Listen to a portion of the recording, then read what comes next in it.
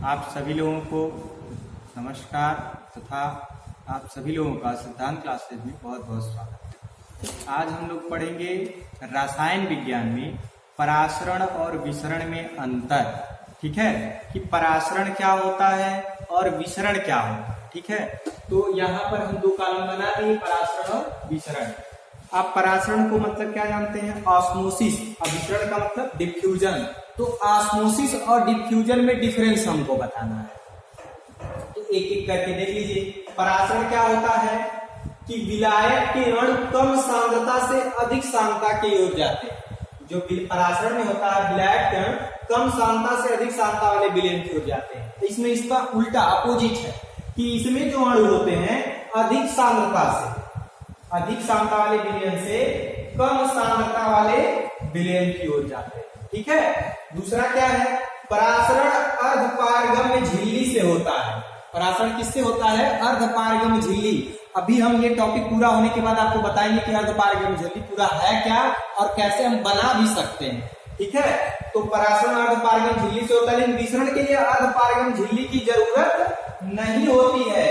ये चीज ध्यान रखिएगा, विसरण के लिए अर्धपारगम्य झिल्ली की जरूरत नहीं होती है। परासरण केवल विलयनों में होता है। परासरण किसमें होता है? केवल विलयनों में होता है। जबकि विसरण आप गैस के लिए भी पढ़े होंगे, तो विलयन और गैस दोनों में होता है। ठीक है, अगला टॉपिक है कि परासरण को अतिरिक्त दाब लगा के रोका जा सकता है। ध्यान दीजिएगा, परासरण को अतिरिक्त दाब लगा के रोका जा सकता है। हमने आपको समझाया था, ठीक है, कि जब परासरण हो रहा हो तो जो अधिक सांद्रता वाला होता है विलयन, उसका दाब कम होता है, और उस पर जब दाब अधिक लगा देते हैं तो परासरण की प्रक्रिया रुक जाती है। और वही दाब क्या कहलाता है? परासरण दाब कहलाता है। इसका मतलब सिर्फ ये है कि परासरण को अधिक दाब लगा करके हम क्या कर सकते हैं? रोक सकते हैं। लेकिन विसरण को हम नहीं रोक सकते हैं, अन्य ही विपरीत क्रम में ला सकते हैं। देखिए, विसरण को न तो रोका जा सकता है, न ही विपरीत क्रम में लाया जा सकता है। तो ये परासरण और विसरण में आपका अंतर है। तो इसमें एक वर्ड हमने यूज किया, अर्धपारगम्य झिल्ली, सेमी परमिएबल मेम्ब्रेन।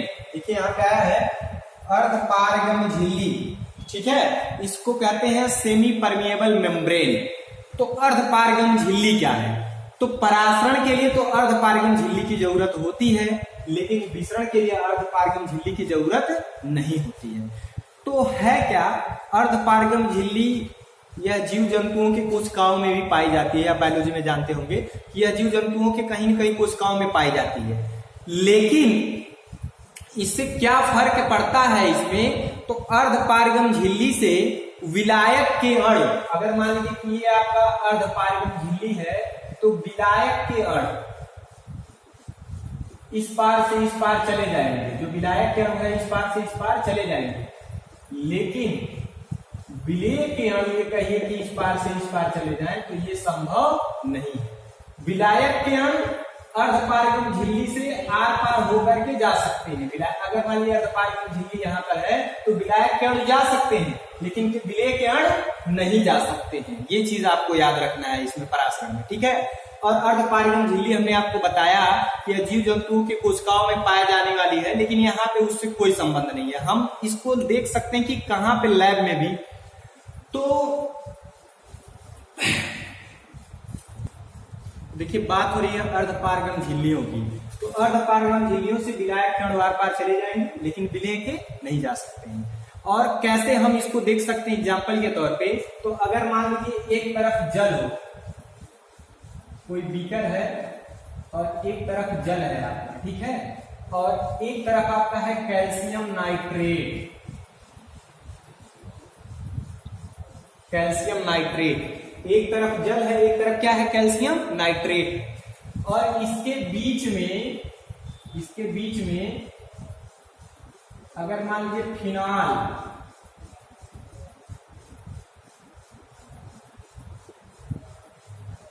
ये आपका फिनॉल है ना, ध्यान दीजिएगा, जल और कैल्शियम नाइट्रेट के बीच में आप फिनॉल रख दें तो वह अर्धपारगम्य झिल्ली की तरह से कार्य करेगा। ठीक है, अगर कैल्शियम नाइट्रेट और जल के बीच में फिनॉल रख दिया जाए तो वह अर्धपारगम्य झिल्ली की तरह से कार्य करेगा। अर्थात विलायक के अणु कम सांद्रता से अधिक सांद्रता की ओर जाने लगेंगे। ये एक एग्जाम्पल है। और भी अर्धपारगम्य झिल्लियां होती हैं, जैसे कैल्शियम फास्फेट, अर्धपारगम झिल्ली कैल्शियम फास्फेट की भी होती है, ठीक है। कॉपर फेरोसाइनाइड भी अर्धपारगम झिल्ली की तरह से कार्य करता है, ठीक है। इतना बहुत है अगर आप अर्धपारगम झिल्ली जान रहे हैं। कॉपर, फेरोसाइनेट, कैल्शियम फास्फेट, ठीक है, ये सभी अर्धपारगम झिल्ली की तरह से कार्य करते हैं। तो आपने इसमें यह समझा कि परासरण क्या होता है, विसरण क्या होता है, और हल्के वे में आपने ये भी जान लिया कि अर्धपारगम झिल्ली होती क्या है। और लैब में अगर आपको पूछा जाए कि कैसे अर्धपारगम झिल्ली देखी जाती है या कैसे समझ सकते हैं, तो एक एग्जांपल है कि H2O और कैल्शियम नाइट्रेट के बीच में किनार अर्धपारगम झिल्ली तरह से कार्य करता है। और कौन कौन सी अर्धपारगम झिल्लियां हो सकती हैं, जैसे कैल्शियम फास्फेट भी अर्धपारगम झिल्ली की तरह से कार्य कर सकता है, कॉपर फेरोसाइनाइड भी अर्धपारगम झिल्ली की तरह से कार्य करता है। चलिए कुछ ऐसा हम विशेष बात इसमें समझ लेते हैं टॉपिक में। आपने परासरण विसरण पढ़ा, परासरण में हम एक चीज आपको बता दे रहे हैं, परासरण दो तरह से होता है। कभी कभी ये भी आपसे पूछ दिया जाता है अंतः परासरण, और एक होता है बाह्य परासरण। अंतः परासरण क्या है, बाह्य परासरण क्या है, ठीक है। तो अंतः परासरण क्या है कि जैसे अंगूर, अगर आप अंगूर ले लेते हैं, या सॉरी अंगूर नहीं, किशमिश, आप किशमिश ले लीजिए, ठीक है, जल में डाल देते हैं। किशमिश सूखा होता है ना, अगर उसको आप जल में डाल देते हैं तो किशमिश फूल जाता है। अगर किशमिश को आप जल में डालते हैं और तो वो फूल जाता है, तो वो किसका एग्जाम्पल है, अंतः परासरण। किसका एग्जाम्पल है, अंतः परासरण का। लेकिन अगर आप अंगूर को चीनी के घोल में डाल दीजिए या तो नमक के घोल में डाल दीजिए तो वह पिचक जाता है, ठीक है। अंगूर में तो पानी होता है ना, तो वो पानी नहीं होता है, सुक्रोज होता है, ठीक है। तो वो सुक्रोज कहाँ आ जाता है, बाहर आ जाता है, वो पिचक जाता है, तो वह बाह्य परासरण है। ये चीज याद रखिएगा, अंतः परासरण और बाह्य परासरण।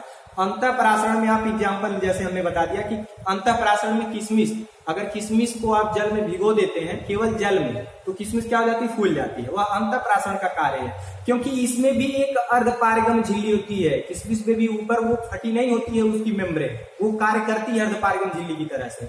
तो जल के अणु कहाँ आ जाते हैं, किशमिश के अंदर आ जाते हैं, बाहर से कम सांद्रता से कहाँ आ जाते हैं, अधिक सांद्रता की ओर आ जाते हैं, ठीक है। तो वो फूल जाती है, तो अंतः परासरण का एग्जाम्पल है। अब बाह्य परासरण आपको देखना हो तो आप अंगूर ले लीजिए, अंगूर को चीनी के घोल में डाल दीजिए, तो जो चीनी का घोल है उसकी सांद्रता अधिक है, अंगूर उतना मीठा नहीं है, तो होगा क्या कि उधर से क्या होगा कि इधर से विलायक के अणु कहाँ चले जाएंगे, चीनी के घोल में, तो अंगूर क्या हो जाएगा, पिचक जाएगा। अंगूर क्या होगा, पिचक जाएगा। तो यह बाह्य परासरण का कार्य है। तो यहाँ पर यह टॉपिक आपका समाप्त होगा।